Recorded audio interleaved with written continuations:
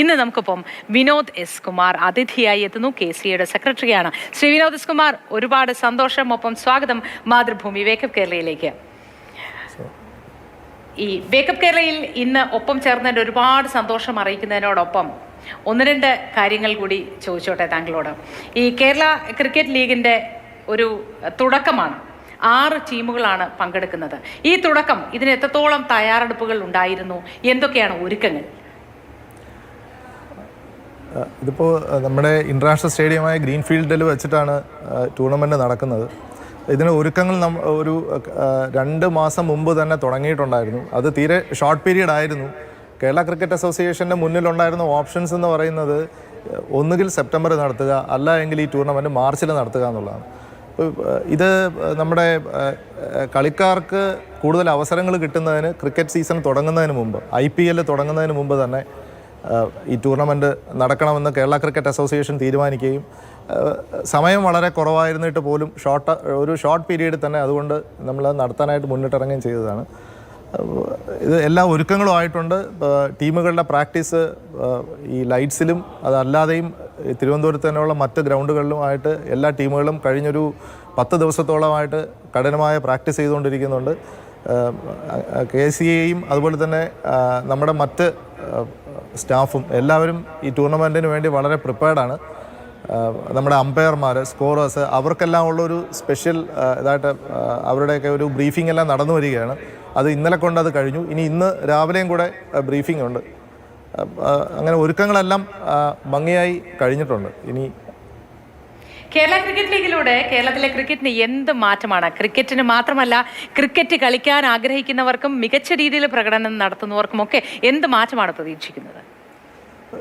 ഇത്രയും ഒരു വലിയ ക്യാൻവാസിൽ ഇത് ലൈവായിട്ട് ടെലികാസ്റ്റ് ചെയ്ത് വരുമ്പോൾ തീർച്ചയായിട്ടും ഇതൊരു ദേശീയ ശ്രദ്ധ ആകർഷിക്കും നമ്മുടെ കളിക്കാർ. കേരളം കൂടാതെ മറ്റ് പല സ്റ്റേറ്റുകളും നമ്മളെക്കാളും മുന്നേ ഇതുപോലെ തുടങ്ങിയിട്ടുണ്ട്. ഇപ്പോൾ തമിഴ്നാടാകട്ടെ, കർണാടക ആകട്ടെ, അവിടെ എല്ലാം ഉള്ള നമ്മളധികം കേട്ടിട്ടില്ലാത്ത അല്ലെങ്കിൽ ഈ സ്റ്റേറ്റിനെ റെപ്രസെൻ്റ് ചെയ്യാത്ത കളിക്കാർക്ക് വരെ ഇങ്ങനത്തെ ലീഗുകളിൽ കൂടെ ഇപ്പോൾ IPL ആണല്ലോ ഈ ഒരു ക്രിക്കറ്റേഴ്സിന് ഒരു ഇന്ത്യൻ ടീമും അത് കഴിഞ്ഞാൽ IPLുമാണ് ഈ കളിക്കാരുടെ ഒരു സ്വപ്നം എന്ന് പറയുന്നത്.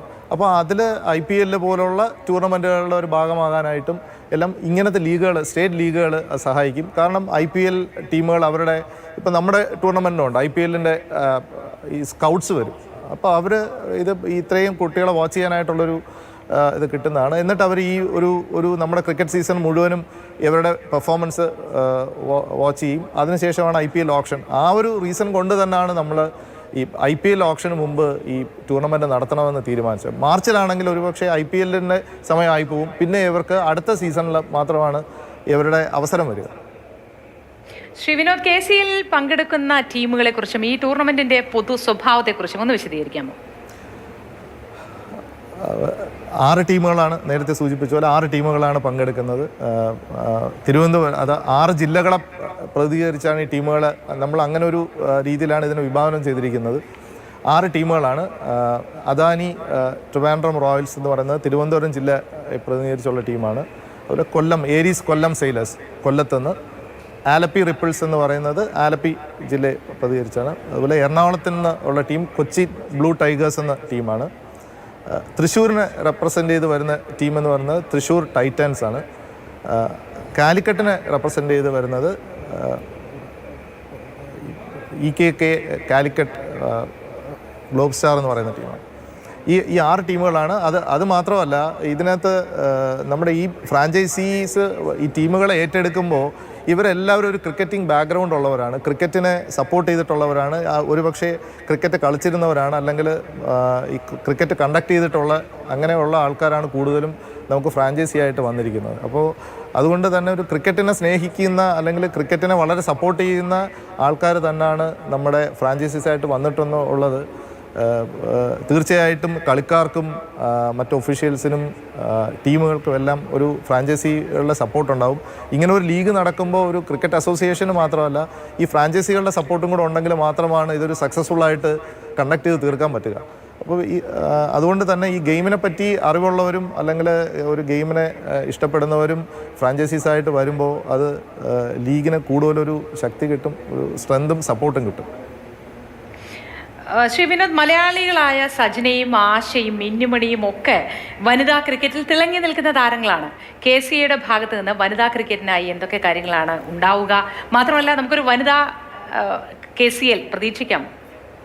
തീർച്ചയായിട്ടും നമ്മുടെ ഒരു അൾട്ടിമേറ്റ് ഒരു എയിം എന്ന് പറയുന്നത് ഒരു കേരള ക്രിക്കറ്റ് ലീഗ് മെന്നും വിമനും കണ്ടക്ട് ചെയ്യുക എന്നുള്ളത് തന്നെയാണ് നമ്മുടെ എയിം.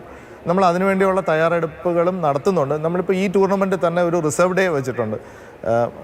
മഴയുടെ ശല്യം ഇല്ലാതിരുന്ന് കഴിഞ്ഞാൽ ആ റിസർവ് ഡേ നമുക്ക് യൂസ് ചെയ്യാൻ പറ്റിയാൽ ഒരു വിമൻ മാച്ച് നടത്തുക എന്നുള്ളതാണ്. കാരണം ഇപ്പോൾ ഒരു സ്റ്റാർ സ്പോർട്സ് പോലുള്ള ഒരു നാഷണൽ അല്ലെങ്കിൽ ഒരു ഇൻ്റർനാഷണൽ ലെവലിൽ വ്യൂവർഷിപ്പ് കിട്ടുന്ന ഒരു ചാനലിൽ നമ്മുടെ കുട്ടികൾ അതിൽ കളിക്കുമ്പോഴുണ്ടാകുന്ന, അത് കാണുമ്പോഴും അതിൽ പങ്കെടുക്കുമ്പോഴും ഉണ്ടാകുന്ന ഒരു കോൺഫിഡൻസ് ആണ് നമുക്ക് ആവശ്യം. വിമൻ ക്രിക്കറ്റിനെ പറ്റി പറയുകയാണെന്നുണ്ടെങ്കിൽ കേരള ക്രിക്കറ്റ് അസോസിയേഷൻ്റെ കീഴിൽ വിമൻ ക്രിക്കറ്റ് വന്നതിന് ശേഷം നമ്മൾ പല അക്കാഡമികൾ ചെയ്തിട്ടുണ്ട്. ഇപ്പോഴും നമുക്ക് കോട്ടയത്തും വയനാടും അക്കാഡമിയുണ്ട്. ഈ സജനയും മിന്നുമണിയും എല്ലാം ചെറിയ പ്രായം മുതൽ നമ്മുടെ അക്കാഡമികളിൽ കൂടെ വന്നതാണ്. അത് ശരിക്കും ഒരു ഹോസ്റ്റൽ ഫെസിലിറ്റി ഉള്ളതാണ്. അങ്ങനെ അതിൽ നിന്ന് വന്നവർ തന്നെയാണ്. ആശ ഒരു ചെറിയ ഏജിൽ തന്നെ ട്രിവാൻഡ്രത്തുള്ള കുട്ടിയാണ്. ചെറിയ ഏജിൽ നിന്ന് തന്നെ ഇവിടെ പ്രാക്ടീസ് ചെയ്തൊക്കെ വന്ന കുട്ടി. അപ്പോൾ നമ്മൾ വിമൻ ക്രിക്കറ്റിന് ഇപ്പോഴും, അതുപോലെ നജില എന്ന് പറയുന്ന കുട്ടിയുണ്ട്, അണ്ടർ-19 ഇന്ത്യൻ ടീമിൽ കളിച്ച ആ കുട്ടി നമ്മുടെ അക്കാഡമിയിൽ ഉള്ള കുട്ടി. അപ്പോൾ നമ്മൾ അത് എന്തിനാണെന്ന് വെച്ച് കഴിഞ്ഞാൽ വിമൻ ക്രിക്കറ്റിന് കൂടുതൽ ടൂർണമെൻറ്റുകളില്ല. മെൻ ക്രിക്കറ്റിനുള്ള അത്രയും ടൂർണമെൻറ്റുകളുടെ എണ്ണം കുറവായതുകൊണ്ട് ഈ കുട്ടികൾക്ക് ഏറ്റവും നല്ല രീതിയിൽ ഉള്ള കോച്ചിങ് കൊടുക്കണമെങ്കിൽ നമ്മുടെ പ്രധാനപ്പെട്ട കളിക്കാരെ ഒരു സെൻറ്ററിൽ കൊണ്ടുവന്ന് കളിപ്പിച്ച് അങ്ങനെ ചെയ്യാനായിട്ട്, അതുപോലെ ഈ വയനാട് നമ്മുടെ കൃഷ്ണഗിരി സ്റ്റേഡിയം പോലുള്ള ഏറ്റവും നല്ല ഗ്രൗണ്ടുകളിൽ കളിപ്പിക്കുക എന്നുള്ളതാണ്. കളിച്ച് അവർക്ക് അതിനുള്ളൊരു പ്രാക്ടീസ് കൊടുത്ത് അവരൊരു ഹയർ ലെവലിൽ കൊണ്ടുവരിക എന്നുള്ളതാണ് കേരള ക്രിക്കറ്റ് അസോസിയേഷൻ ചെയ്തുകൊണ്ടിരിക്കുന്നത്. ഈ കേരളത്തിലെ KCAയുടെ ഭാഗത്തു നിന്ന് ഈ ക്രിക്കറ്റിന് കൊടുക്കുന്ന ഒരു ഉത്തേജനം അത് ഏത് തരത്തിലാണ്? മാത്രമല്ല, ഈ പരിശീലനത്തിൻ്റെ രീതികൾ അതെങ്ങനെയൊക്കെയാണ്? കാരണം വേക്കപ്പ് കേരളയുടെ ഒരുപാട് പ്രേക്ഷകർ, ക്രിക്കറ്റ് താരങ്ങളാവാൻ ആഗ്രഹിക്കുന്നവർ, പരിശീലനം എങ്ങനെ ലഭിക്കും എന്നറിയാത്തവരൊക്കെ ഉണ്ടാവും. അവർക്കായിട്ട് അതൊക്കെ ഒന്ന് വിശദീകരിക്കാമോ? കേരള ക്രിക്കറ്റ് അസോസിയേഷൻ്റെ കീഴിൽ ഈ ജില്ലാ ക്രിക്കറ്റ് അസോസിയേഷനുകൾ മിക്കവാറും എല്ലാ ജില്ലകളിലും ഈ ക്രിക്കറ്റ് പരിശീലനം കൊടുക്കുന്നുണ്ട്. ഇത് കൂടാതെ തന്നെ വിവിധ അക്കാഡമികളുണ്ട്. മുൻ കളിക്കാർ, അതുപോലെ നമ്മുടെ BCCIയുടെ ക്വാളിഫൈഡ് ആയിട്ടുള്ള കോച്ചസൊക്കെ നടത്തുന്ന ക്രിക്കറ്റ് അക്കാഡമീസ് ഉണ്ട്. ഇന്നിപ്പോൾ അങ്ങനെ ഈ കുട്ടികൾക്ക് ഒരു 5 അല്ലെങ്കിൽ ഒരു 10 വർഷം മുന്നേ ഉള്ളതുപോലെയല്ല, കൂടുതൽ ഓപ്ഷൻസ് ഉണ്ട് അവർക്ക് കളിക്കാനായിട്ടുള്ള. അതുപോലെ തന്നെ ഈ കോവിഡിന് ശേഷം ഈ ശരിക്കും പുതിയ ടർഫുകളുണ്ടായി. അവിടെയെല്ലാം ക്രിക്കറ്റ് പരിശീലനം ആരംഭിച്ചിട്ടുണ്ട്. പല ഈ ക്വാളിഫൈഡ് ആയിട്ടുള്ള കോച്ചസിൻ്റെ കീഴിൽ ക്രിക്കറ്റ് പരിശീലനം ആരംഭിച്ചിട്ടുണ്ട്. അപ്പോൾ അങ്ങനെ ഇന്നിപ്പോൾ കുട്ടികൾക്ക് ക്രിക്കറ്റ് പരിശീലനത്തിനായിട്ട് വളരെയധികം, പണ്ടൊക്കെ എന്ന് പറഞ്ഞു കഴിഞ്ഞാൽ ഒരു ജില്ലയിൽ 1 or 2 സ്ഥലങ്ങളിൽ മാത്രമാണ് പരിശീലനം ഉണ്ടായിരുന്നത്. ഇപ്പോൾ ക്രിക്കറ്റ് പോപ്പുലർ ആകുന്നതിനൊപ്പം തന്നെ ഈ പരിശീലനത്തിൻ്റെ ഒരു രീതി മാറിയിട്ടുണ്ട്. നമ്മുടെ പരിശീലകർ പലരും ഈ സ്റ്റേറ്റ് ലെവലിലും അതുപോലെ തന്നെ BCCIയുടെ നാഷണൽ ക്രിക്കറ്റ് അക്കാഡമിയിലും എല്ലാം പോയി എക്സ്പീരിയൻസ് വന്നതിൻ്റെ അടിസ്ഥാനത്തിൽ കുറച്ചുകൂടെ മോഡേൺ ആയിട്ടുള്ള കോച്ചിങ് രീതികളാണ് ഇപ്പം നമ്മൾ അഡോപ്റ്റ് ചെയ്തിട്ടുള്ളത്. ശരി, ഒരുപാട് നന്ദി ശ്രീ വിനോദ് S. കുമാർ ഒപ്പം ചേർന്നതിന്.